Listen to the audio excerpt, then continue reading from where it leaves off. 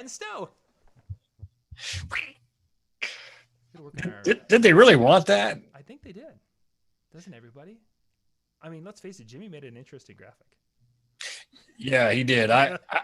It immediately brought back memories of Mortal Kombat. And maybe even cooler would be the Emperor in Return of the Jedi, raining electricity. Yeah. So you will know the power of the. Yeah. That's the one. That would have been awesome. Awesome. So tonight, gang, we're going to be talking about static electricity. Specifically, I had this past weekend someone ask or share a story where they had a situation where there was a lot of static electricity in the room and they actually did some damage to some gear. And I wanted to kind of throw that out to Ben to kind of explain that and talk a little bit about that. So that's going to be the heart of our show. But Ben, before we get to that, I want to talk a little bit about next week. Mm-hmm. We're going to be busy. Yeah, I was going to say, as opposed to the last 3 weeks. Yeah. Well, yeah, I mean, this will be a time when at least so many of our viewers and my friends in the DJ industry can see me being busy. We'll be at the Mobile Beat show in Las Vegas. We have a large chunk of the show floor again. We have a lot of great partners this year. We're bringing out a lot of great coworkers of mine. Should be a good time. We're excited to see everybody, and look forward to having you stop by and say hi. And be a good time. Yeah, it's always a good time when you can get together with friends at these events, and that's really what it's become for us is a kind of that family reunion. We've talked about this before. Absolutely, a family reunion with a lot of work. For you, it's a lot of work. For the rest of us, we just get to watch and stand there and wave as Ben's running there, and he's running there, and he's running there, and he's running there. Well, I think we're pretty well. It's funny because we've been doing this so many years, and this is our 10th year of exhibiting at Mobile Beat with Electro Voice. But we've been doing shows for so many years. Gosh, we've been in business 24 years. And so I don't know when the first show we went to was, but probably 20 years ago. I don't know. We sort of have it down, but at the same time, it's always chaos. It's like managed chaos, months of planning, sometimes nearly a year of planning, preparations and meetings and all those things, but it's always sort of chaos. And I think that I don't know, I kind of enjoy that part actually. Now this year you're going to have Katie's going to be down there. Yep, Katie will be there. And I would guess because you need the person directing traffic, and that would be Kat, and she'll be down there. Yeah, Kat is the director of marketing, and some people say, well, Kat's not in sales. Why does Kat go? Well, because she's the director of marketing, and trade shows fall under that juris. That's her baby. Mobile Beat is definitely her show. So Katie will be there. Kat will be there. Sam, of course, will be there. Jess will be there. Some veterans that people have known and seen for years. Mm-hmm. Golly, let's see. Steph is going to be there. And Steph, this is kind of fun. It'll be her first trade show, but she has an extensive experience in event management, event planning, show rigging. She's another high steel rigger like me. So that'll be kind of interesting. She's bringing that big show experience, concert tour, and that sort of stuff. She's kind of excited to bring that to Mobile Beat, but she's also done a lot of work on the corporate side with convention centers and weddings and that sort of thing. So I think she'll bring a depth of experience that DJs will really appreciate. And then we've got a couple new faces, Olivia, Jamie, and Miranda. Mm-hmm. I'm still learning their names. Some of Kat's interns. And gosh, who else? There's more. There's a small army coming, I think. So they're saying my mic is really, really low. I need to see what's going on here. Wow. Oh my goodness. Is it this? Is it this? Is it this? Is it this? Oh, that's plenty. There wow. You go. Why am I so low? Why did this? What's changed? Something changed here. I thought I said bouncing. Hey guys, sorry about that. You want to change the show to gain structure, or? Yeah, exactly. Well, it was all set up from before. I don't know why. Yeah. Captain Static got you. He did. I mean, it was. I got to make sure that this is part of doing live show. I got to make sure that my microphone is being picked up in all the different spots now. If for some reason it wasn't audio, yes. Okay. Weird. I don't know why. Okay. So yes, we're bringing a small army of people, and we're going to be at Mobile Beat. Everybody's looking forward to meeting you and seeing you. Oh, we have stuff to give away too. We took a little poll, and we've got some little USB hubs that we're going to be giving away. Nice. Yep, it's very easy to get one. All you have to do is be on our email list. If you're already on the email list, you'll get one. Otherwise, just sign up real quick and you'll get one. So come see us at one of the booths for that. Of course, we've got the EV speaker demo room, and we've got a stage in there, and we're going to be rocking it out a little bit. So with my friend Jason Jani and a lot of his friends, I saw a lot of familiar faces on the lineup. We're going to have a lot of fun. We've got Odyssey, Global Truss, Eliminator, Eternal Lighting, Rock and Roller Carts, X Laser, of course, the NLFX brand, family of products. We're going to have a lot of good stuff there. So, you mentioned Odyssey. Are they going to be bringing in the new trussing that they just introduced at NAMM? My lips are sealed. Oh, we can't talk about it. Where can you sign up? Ian, go down into the description below the video tonight is the link to the website. You can click on that and pops you right over there, and then you can go and click on the sign up. I'm sure Kat's got a link there to sign up for the list. Yep. So if you're coming out to Mobile Beat, Ian, we'll just have those there, and we'll just verify that you're on the list and send you home with one. Nice. Ben, we had a question about the speaker pole wire clips. Yes. What's the question? Do you have those? Or do those exist yet? Yeah, the first 1,000 pair have already shipped, and there is another 1,000 pair that is set to land any day. They're in the air, so hopefully, what is today? Tuesday? Yep. Yes, Tuesday show. This is what happens when you travel for 3 weeks straight. I'm just saying. But it is nice to be back in the home base. As you can see, I'm hiding here in my little cave. So the speaker clips should be landing maybe Thursday of this week, any day now. Very nice. So that means they will be in Vegas, or they won't be? They will be. Nice. Yeah, there will be a limited quantity. So as many as Ben could stick in his pockets before he gets on the airplane. Just about. Yeah, that's about it. So listen, if you're looking for them, come see us right away and get those, because I don't know how many we have that are going out there, but it's not going to be a bunch because we also have some back orders to fill. And just as fast as we can get them from the manufacturer, we're bringing them in. Any idea what the model number is on the clips, or how they can find out, because they're asking about them? Oh, goodness gracious. It is, I remember it being a series of letters and numbers. If you that narrows it down tremendously. Doesn't it? Yeah. There's a G in there. If you go to our website and type in Gravity, they'll probably come up in the search. Otherwise, just shoot me a message or an email and I'll send you a link to them, or I can get you a PayPal invoice and get you square on that. Or if you're going to the show, of course, just come pick them up. Oh, here we go. Ian found it. Yep. Thank you. Gravity SACC 35B speaker cable clips. Sounds right to me. Ooh. Nice. They've got it. Thank you, Ian. They've got it. So wonderful. So you've Rock and Roller you mentioned. Who else did you? Oh golly, I got to go through the list again. Yeah, I know. I'm sorry. No, that's okay, because we're really excited about these partners. So I love talking about them. So we've got Rock and Roller Carts, we've got X Laser, we've got Eternal Lighting, we've got Eliminator with their love letters, which are going to be just unchained, unpopular. I mean, popular, whatever. Yeah. Words again are just off the hook. Off the hook. They're going to be off the popular. You know what? Isn't anybody that watches this show that likes me because I say clever things, right? Let's be honest. Actually, the reason why they're watching the show is because they're waiting for the next escalator video. That's all they're here for. I was thinking about something, with, you're going on a trip. There's got to be something.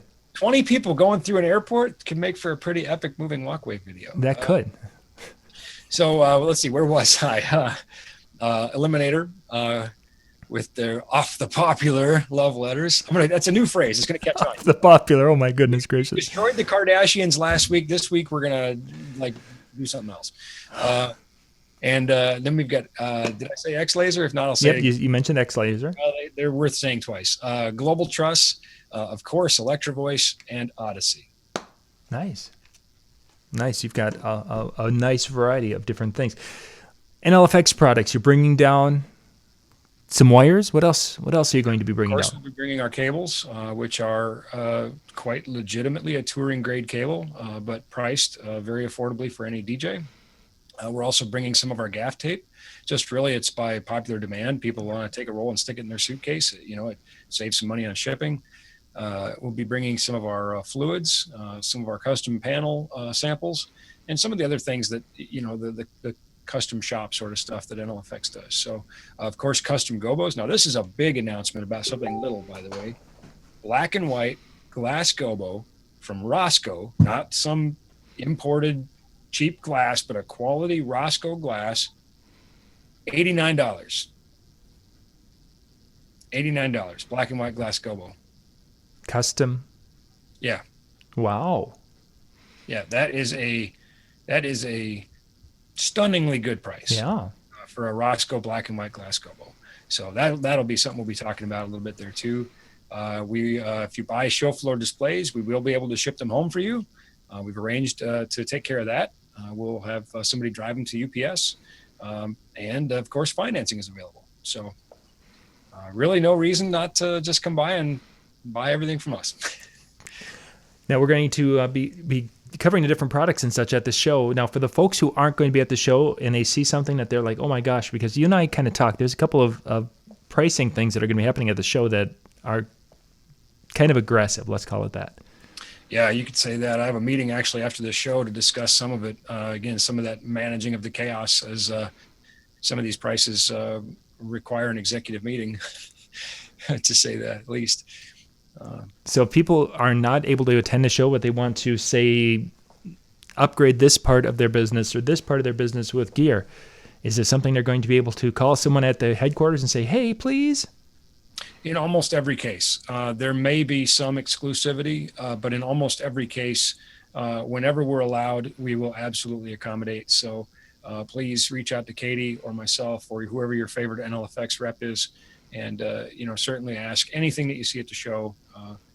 Just ask. We'd love to help you if we can. And for those of you who are not going to be there, you can go and watch our Instagram channel, because we're going to be putting up all the different products on day one. Basically, everything we see is going to be going up there, little short videos. So if you see something, definitely get in touch. Awesome stuff. Awesome. And some escalator videos. And some escalators videos. Yes, that'd be great. Just checking here. I'm almost afraid to go on escalators because I wonder how many people are going to film me when I do, Well, yeah, I mean, it's like a zoo animal. Look, there goes Ben on an escalator. Quick, get it. It'd be awesome. We want to boost our following. Okay. Well, let's jump into tonight's topic. We want to talk a little bit about static electricity, which for those of us in the upper Midwest is kind of more of a common thing over the winter months. At least that's where I've run into it the most often up here. But even on a day like today where it's been pretty dry, I've noticed it as I'm walking around the house. So first off, everyone's experienced it, but what is static electricity? What causes that? Well, so in the most scientific of explanations, you have atoms that have subatomic particles, of which some are electrons, and that is where we get the word electricity, right? Mm-hmm. And when we have an imbalance of electrons, if something has too many electrons, it becomes negatively charged, and it wants to balance back out. Those electrons want to get to somebody else that doesn't have enough, or just sort of even out the field. And when they do, they can jump across air, which we see as a spark or an arc or lightning, is a good example, where the friction in the clouds is creating this imbalance of, electrons. And so they wants to balance things out forcibly at that. So maybe a simpler way of saying this is as you're walking across the carpet or you rub a balloon on your hair or whatever you do, you're picking up electrons, which are then looking for a place to go to make you neutrally charged again.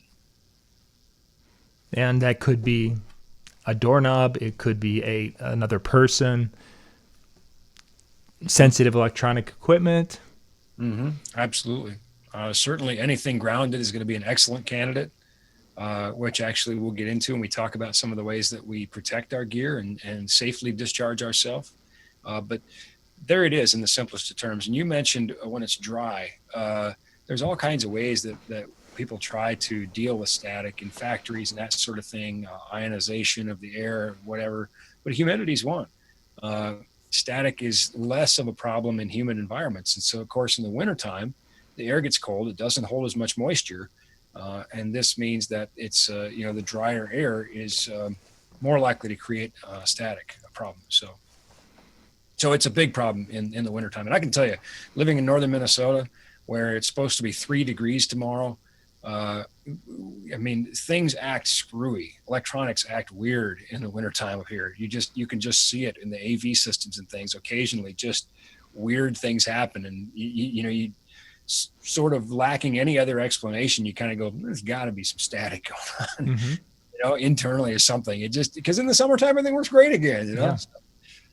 Well, that's a great point. I mean, in many cases, you're doing large sound production in the winter in these environments where you have people up on the stage moving around, or they're carrying electronic equipment with them and such.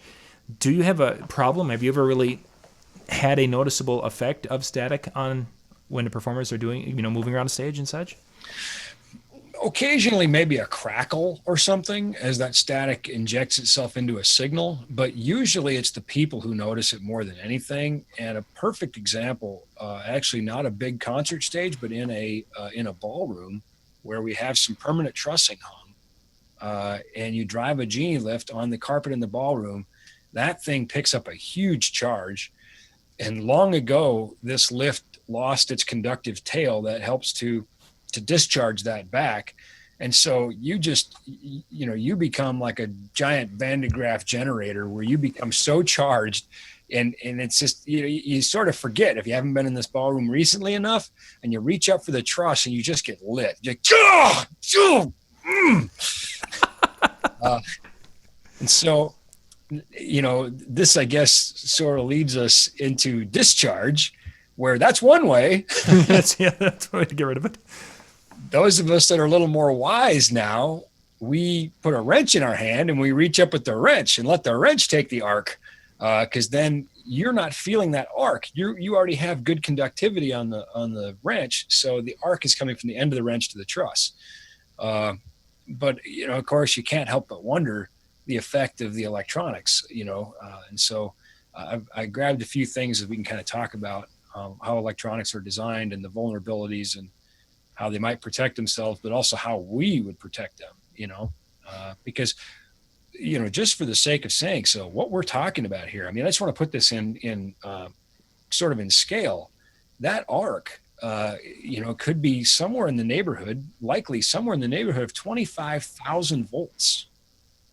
That's a lot of juice. From that static shock. Yeah. Wow. Yeah. Not uncommon at all and we call it ESD, by the way, electrostatic discharge. Electrostatic. So that ESD from your fingertips, which is why it hurts. You basically got tasered. Yeah. On your fingertip. But that could be 25,000 volts. Wow. Yeah. So we're not talking about an itty bitty little amount. Now, of course, there's, we could talk about, current and all the other things that go into the equation, but, voltage, of course, represents electrical pressure. And that's why it's able to arc across distance, across air. That's why it's able to jump the air gap, which is one of the reasons it's so harmful to electronics. I'm just sort of mentally wandering as we go here. So yeah, let's talk about specifics. You had a few. Let's go. If we look at this circuit board, I'm going to put you to full screen here for a sec. There you go. Ooh, excellent. Captain Static is full screen. All right. If we look at this circuit board, we can see how very, very small the gaps between traces are, how small the gaps between, components and things are, smaller than the gap that the static electricity is jumping in air. And so give it a sense of scale that 25,000 volts is irritating and painful to our finger, but it's like a nuclear explosion to this thing, well enough to cause major fatal damage to a circuit board if discharged inopportunely. And I chose this circuit board in particular because these devices, more often than not in our universe, live inside a metal chassis, which touching the chassis, which is grounded, causes the discharge and likely protects the component inside. However, the chassis is not impenetrable as we have connections and things that go to the outside world. And if you are statically charged and you are grabbing a cable and plugging in and you touch that, that arc then goes directly into the connector, which takes it directly to the circuit board and can potentially cause that fatal damage to the device. Now, the manufacturers are not, they weren't born yesterday, so they do have some things that are designed to sort of protect the circuit from various ESD events. But that's a really good illustration, this card, I think, of why the risk is present and real. So now that we've kind of covered that, maybe let's pause and see if we've got questions, and if not, then maybe we can kind of wander into what we might do about it.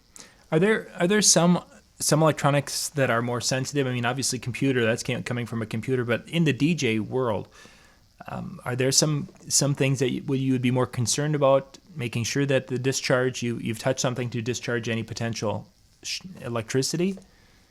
Well, categorically, I can't think of anything necessarily categorically, although I would say that the smaller the signal type, the more vulnerable it is. But almost everything now uses microprocessors and that sort of thing. And so rather than saying categorically this is more vulnerable, I would say, remember we just talked about how some manufacturers will put devices in to protect their integrated circuits and that sort of thing. Not everybody's going to do that, or maybe they don't use as good of ones. I mean, these things cost money, and so certainly not all devices are created equal. And I don't have a list. I haven't done the testing. Mm-hmm. I think the best policy is to just try to avoid it whenever possible. I don't think it would probably be wise to say, well, you can go ahead and zap the living daylights out of this. It'll be fine. Yeah. It's best to avoid it altogether. Plus, if you're a big baby like me, it hurts. I tell you, I hate that truss. Yeah, I'm never touching it again. That sounds like my boys.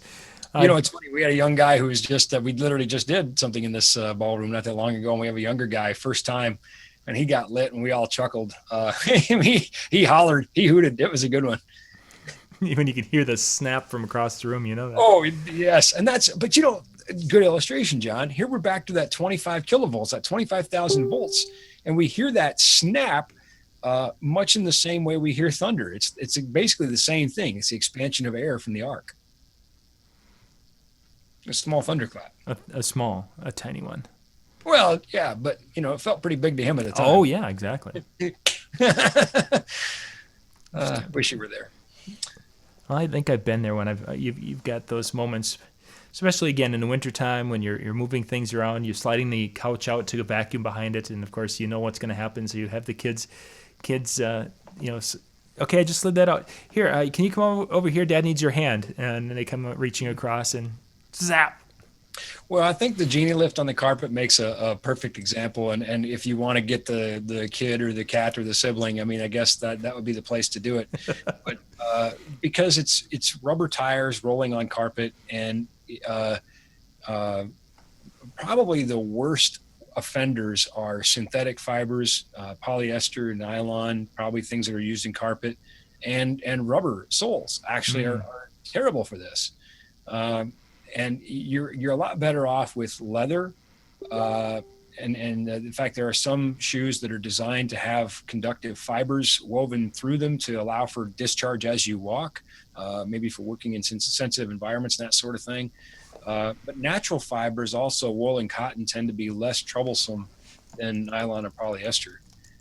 So that's like the worst case scenario, this rubber tired lift rolling across a carpeted ballroom, and of course you roll quite a ways, you pick up a lot of static, and then you touch a grounded truss, and you discharge quickly. This goes back a long ways in my memory, and I apologize, viewers, I'm not going to be able to reference this well enough to be real useful on it, but I believe I know there's a chart of things and their relationship. And you can sort of use this chart if you really want to zap your sibling. I can't condone this, by the way, but this is things we did in electronics school.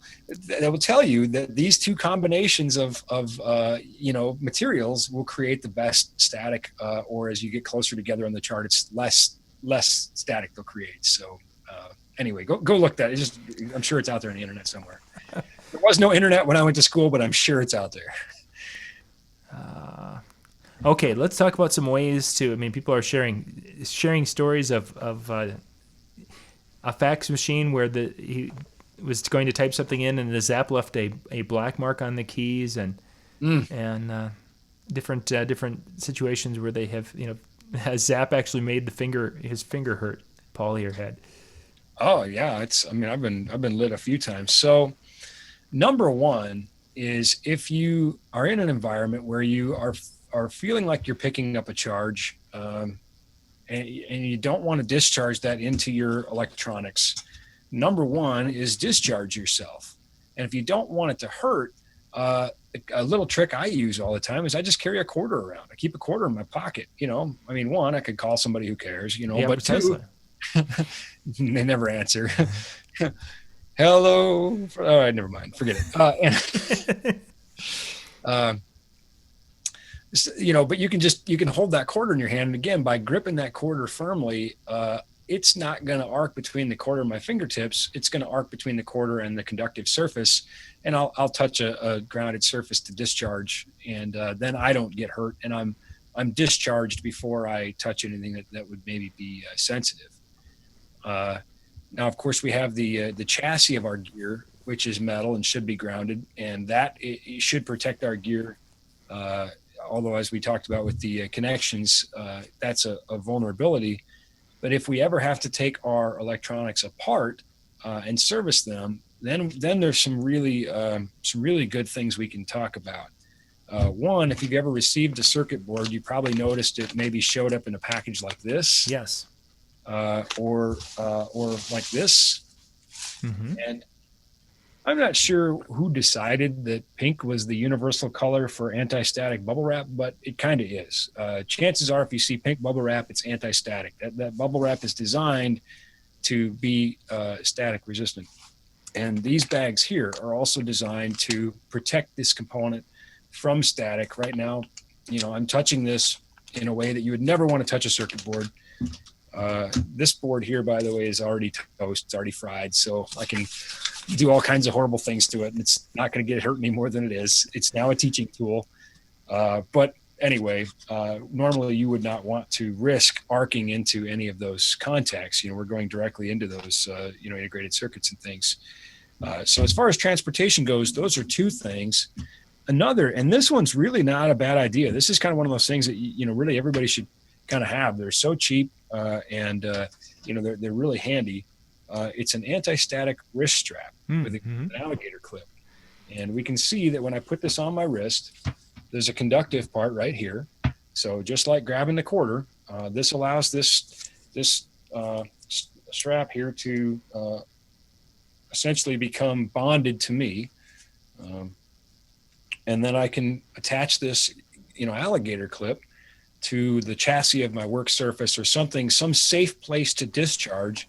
And it's going to discharge all the time. It's not going to, you might get a spark the first time you touch it, but certainly after that, it's just going to discharge as you accumulate it. So you won't build up a charge because as we talked about right in the beginning of the show, what's happening is those electrons want to get to where it's an even playing field. They want to get to a neutral environment. So as you build a charge, it'll discharge all the time and not build up and then discharge in a big, spark. So if you were going to be doing something like, a common thing is replacing a hard drive on a computer. Oh yeah. And when we open a computer up, you use something like that. Now, would you actually attach that to the frame of the computer, or would you you mentioned like on a table or something? Well, yes. And it's got to be something that's conductive. And when if I think about that, I'm worried about discharging into the circuitry of the computer, then the chassis of the computer might be a good choice because it's, going to have that same potential as the circuit board. Now there's another step you can take this to. and I'm eyeballing my props here. Mm-hmm. This is an anti-static mat that you can lay electronics on. This is probably a bit overkill, but here, and you can see this one's well loved, Mm-hmm. well worn, Yeah. well It's been used, yeah.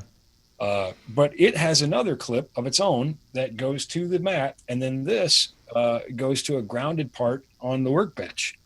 So another thing you can do, I'm not a fan of this, but people will say, leave the computer plugged in, but just have the main power switch off.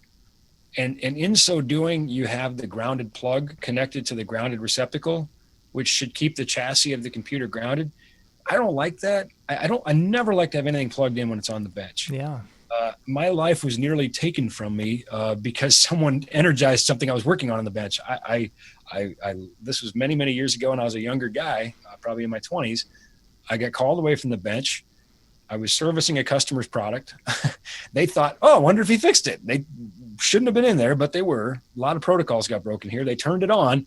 I came back and went back to work and got thrown across the room. You know, that was a big eye opener, to say the least. So I think there's too much risk when you have something plugged into a live circuit. You know, somebody could bump the power switch, or, you know, that power is still coming to that device.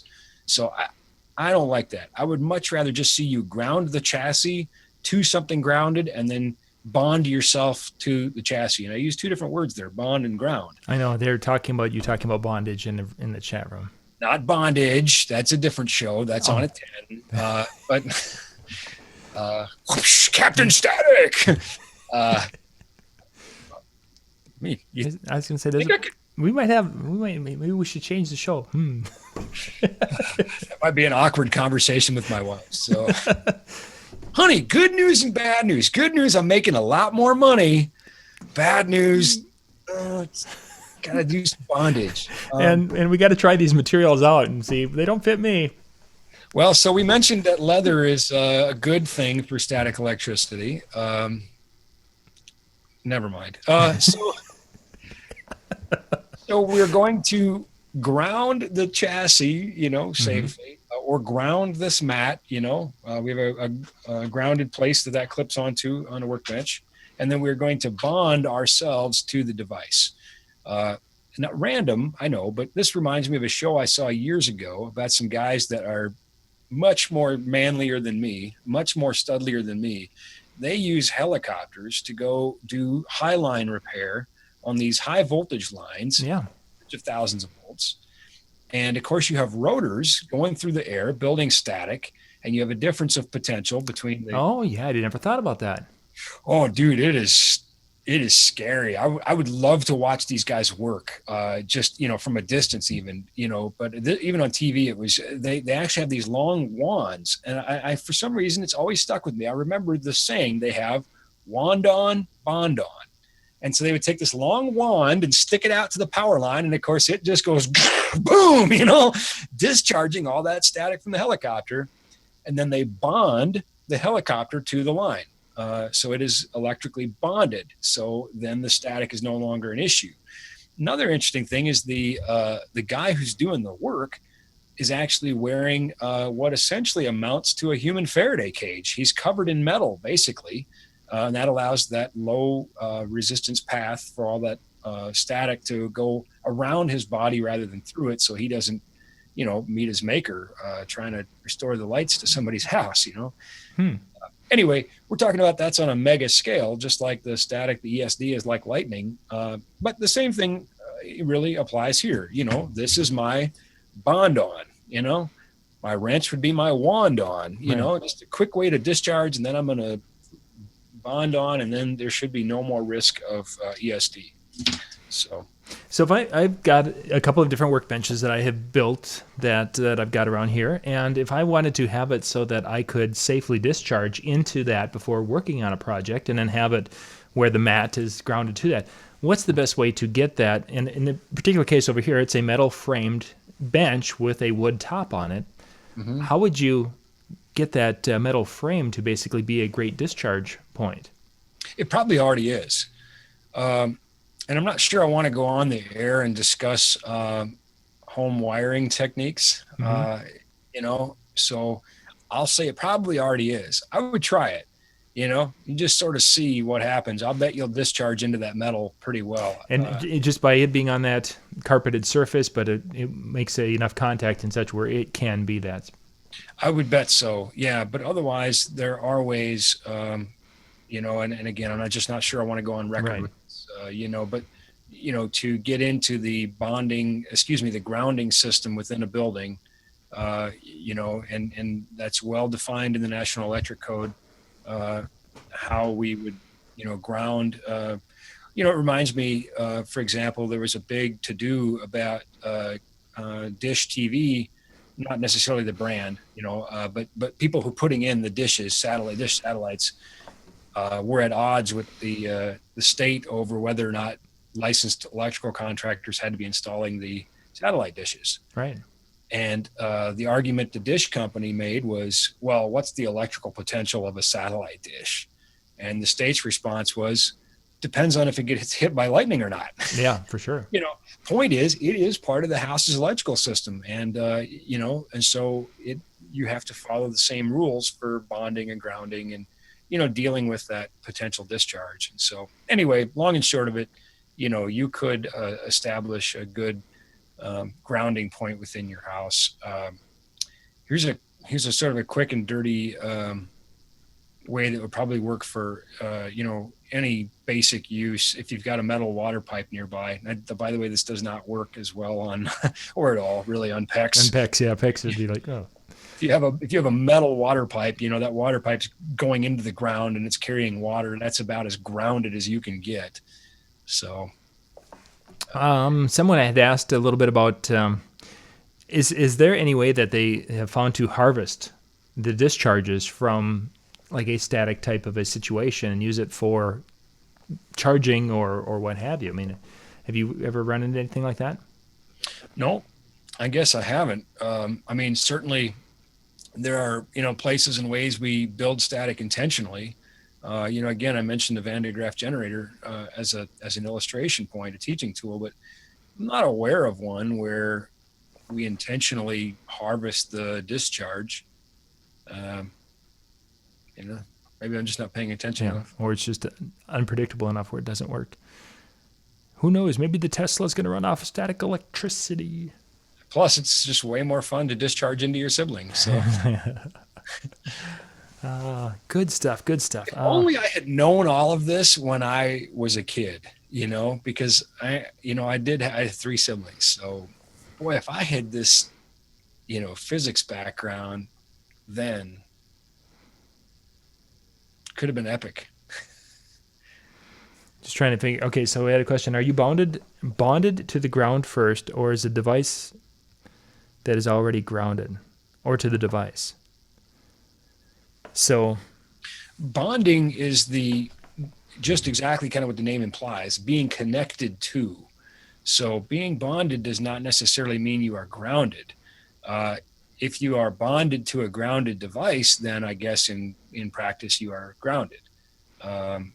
So I'm not sure I understood the question. So I was trying to figure because are you bonded to the ground first or to the device that is already grounded? So I'm guessing that we become that receptacle of that discharge, that built up discharge, and we're not grounded until we touch something, and then we pass that discharge off into a grounded feature. Yeah, let's break it down in the simplest here of terms. Remember, these electrons are trying to find a place they can jump to. So we're trying to give them a very low resistance, easy path to continuously discharge so as not to have the ESD event, not to have that big discharge. So, in a perfect world, everything is grounded. Maybe not everything. There's probably a technicality there somewhere, but just go with it. But what we're doing in essence by using these devices, and to a degree, even with the mat, just by touching the mat, the device is kind of bonding itself to the mat. Now that certainly wouldn't meet the National Electric Code's definition of bonding, but this is talking about something a little different, right? Yeah. So, and even when we simply take that quarter or the wrench and touch something, we are using a low current path, a low resistance path to allow ourselves to accomplish the discharge. The difference there, of course, is as soon as I lift the quarter away or the wrench away, I'm no longer bonded to the device, and thus I can continue now to rebuild a charge and then discharge again. Whereas this by being continuously attached to my wrist, this strap will allow that to discharge harmlessly while I work. So I don't build up any ESD. Now, if I take the strap off and I leave the bench and I go to get coffee or, take a phone call or whatever, then it would be extremely wise for me to discharge before I begin work again. Find that discharge point and do that. So, plus, as a bonus here of using a quarter or a wrench or like alligator clip, it doesn't hurt. Yeah, precisely. That's a big bonus. So one last question. If I've got a quarter, I just scoop my feet across the floor and I build up the charge. And if I'm holding the quarter and I go over to and just catch them on the ear, would there be more of a shock between their ear and the quarter, or if I went and touched with a finger, or would it be equivalent? I'd guess it's about the same. I'm not sure. The quarter, of course, is lower resistance, but it's still going through your finger before it gets to the quarter. I think somebody's overthinking it a bit. Maybe, but you never know. If you want to be effective, and again, this is for people who have. Here's what I'm gonna say. I think, is it the YouTube DJs or the Practice and Enjoy? Yeah. So take a quarter and then don't take a quarter. Try a dime and a nickel, but practice. See which one gets the best results. I'll just go to my children and throw a few coins out there and say, here's a test. This is what you do. Scuff, scuff, scuff, scuff, scuff, shuffle, shuffle, shuffle. Disclaimer: we are not liable in case you put anybody into fibrillation or you zap the family pet. All right. Yeah, don't touch the kitty cat. Yeah, be nice to your family pets. So. Wonderful. Thank you, Ben. Good information. Next week, you'll be in Las Vegas. We're going to see what we're going to be able to do for Tuesday night. It'll be a chaotic time because our regular time is like 6 o'clock Vegas time, and Ben's a busy man at 6 o'clock. So we'll work something out, but I just had a horrifying thought. Yeah. I can't even believe I'm saying this on public air, in front of thousands of people, but Vegas is in the desert. Yes. And it's pretty dry. It is. None of you sons of guns better try to zap me. I was just going to say, though, I just had a horrifying thought. When I said practice and enjoy, I meant on somebody else. And all the time I've been in Vegas, I've never really, yes, it's dry, but I've never really known, and everything to get staticky. Not like it is up here. So I'm just saying. So I don't think you'd have anything to worry about. I'm not so sure. Yeah, just lick a 9-volt battery. No, Robin, we're not licking 9-volt batteries. Quit it. Oh no!